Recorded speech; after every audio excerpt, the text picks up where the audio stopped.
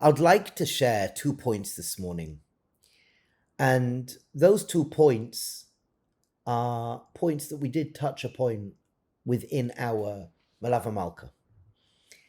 And the heading, I would say here, is that banter and teasing is not bullying. Bullying is bullying.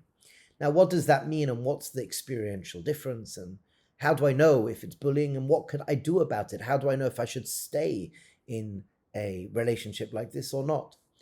First of all, as we've been speaking about the fundamentals of relationship, we all need it.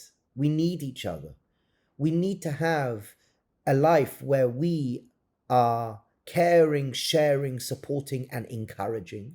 In life, to feel fulfilled, we want to be of service, we want to add value.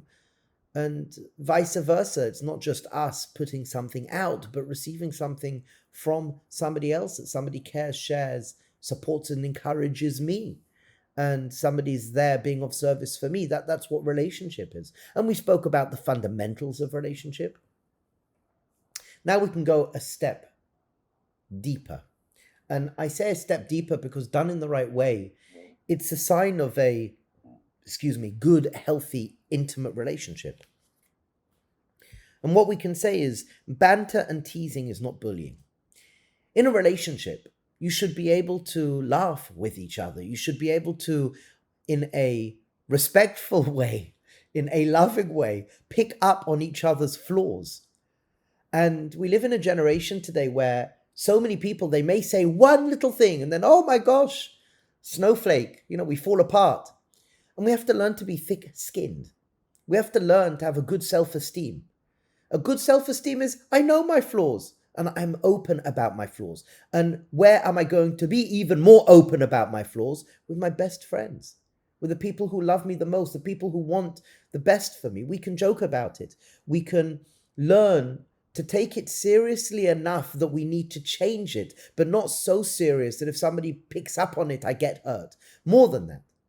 When you're in a loving, deep relationship, when a flaw is picked up on, it's a sign point that, I have to remember, I have to work on that. Thank you. And unfortunately, so many people today, walk on eggshells. It's a lack of self-esteem. When you're in a situation and you're speaking to somebody and you make a joke, you know them, you think you know them, and you love them, or you're deep friends, and you make a joke and they're constantly getting upset. It's a sign of self-esteem. And yes, if you cherish the relationship, as we hope to mention soon, you will do something about it.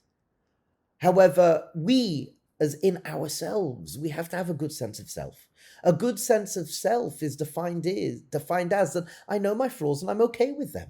I'm open. There's a vulnerability. I don't hide away from them. I'll speak about it myself. I'm open to own our discolorations, to own our imperfections. And the more I'm comfortable and real with it, and the more I admit it in a healthy way, then I could acknowledge that reality and learn to change and grow and develop into something else, to transcend into a new being. And unfortunately, in the world we live in today, people are getting offended left, right, and center. What's being offended? Being offended is very much to do with yourself, your sense of self in that particular area. So when you are with good friends, when you are with people who care, share, support, and encourage you, and they know you and you know them, if they say something to you, banter and teasing is not bullying. And we can learn to enjoy, we can learn to laugh. And it goes both ways. Somebody could say something to me, and if needs be, I could make a joke to somebody else. It's okay. It's okay. On a certain respect, it's a sign of a loving relationship. The things that I will say to my friends, I would never say to anybody else. And the things that my friends say to me, they would never say to anybody else. It's not random. It's not public. And more than that, the deeper you have within a relationship, you can make a passing comment where you chab, and like nobody else knows what you're talking about. It's like this internal joke. Some people like it, some people don't like it as an onlooker. But if you're in a relationship, only you people know about it. And it makes, again, that relationship that deeper, makes it more loving.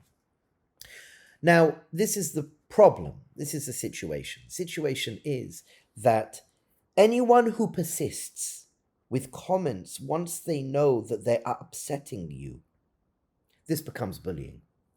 This is the boundary experiential differentiation. Say something is upsetting you. Say a joke is upsetting you. In a loving, healthy relationship, they should feel comfortable to tell you, okay, I enjoyed it until here. Or you can tell them, okay, I enjoyed this joke until here. Or really, I've never enjoyed this joke, but I just let it be. Actually, now it's upsetting you.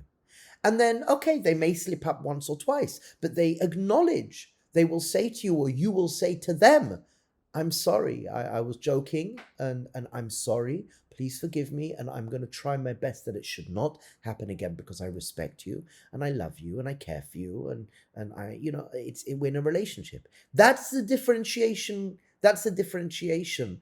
That's the factor that makes it or breaks it.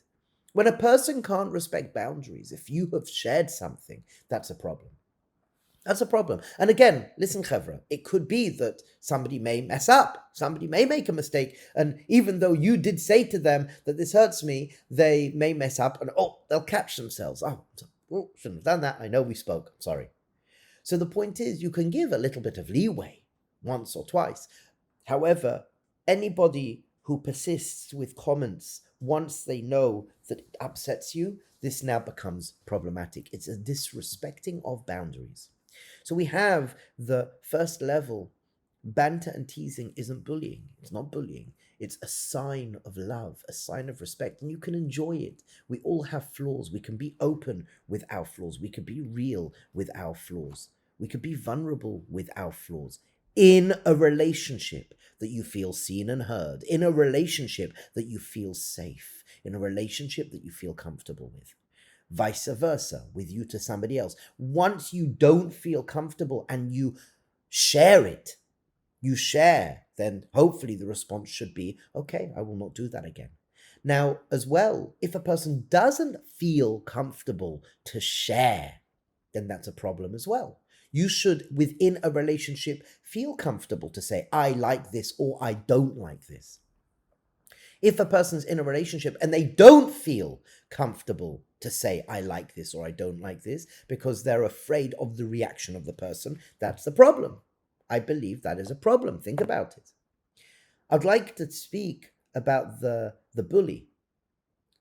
If a person feels small, they'll big themselves up by making other people feel small.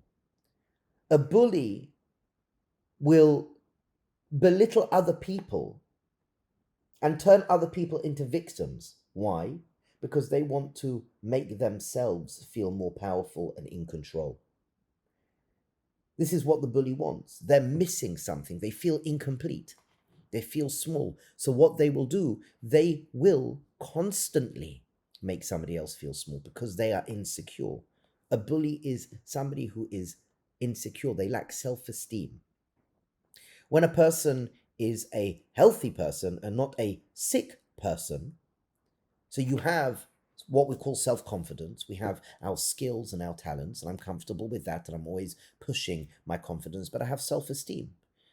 I have self-esteem. Self-esteem is my deeper level sense of self. In our language, das is a bechina of self-esteem. Das is Hashem loves me, I love Hashem, and it's so good. Everything's okay. It's good. I feel good. Somebody could say something and Baruch Hashem, I feel good. And confidence, I feel confidence. There's self-esteem and there's confidence. A bully has low self-esteem. They may have lots of confidence. You find very often, I found this unfortunately, in situations where you can have somebody who's really successful and then they have all of these addictions because they feel empty inside. We want to feel good without our confidence, and we want to have confidence without our self-esteem. Or maybe our confidence on a certain respect pushes us, it drives us. And our self-esteem is, I'm good as I am. Hashem loves me as I am. I'm good as I am.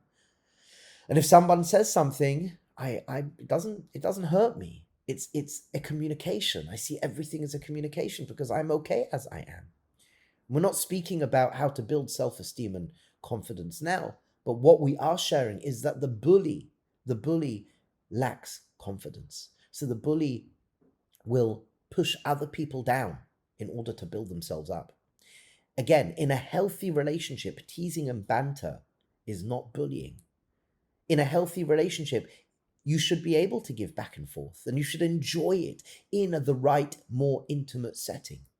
Now, if you do not feel good, if you are in a good relationship, can say something. You can say to them, this is good or this is not good. And the other person should listen because there's a respect. And it's the same for both of you. So if you fall into a situation where maybe you are bullying and you don't respect it, that should be a big message for you as well. It goes both ways. So, Chevra, we're sharing these ideas to help us in life. We're sharing these ideas to help build us. And hopefully we can upgrade good, healthy, deep, intimate relationships and always go from strength to strength.